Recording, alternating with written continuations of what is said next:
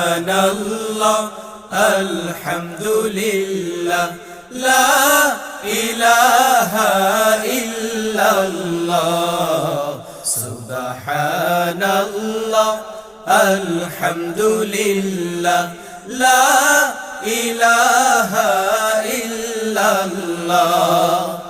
তুমি বাঁচাও, তুমি মারো, অবিরত ক্ষমা করো।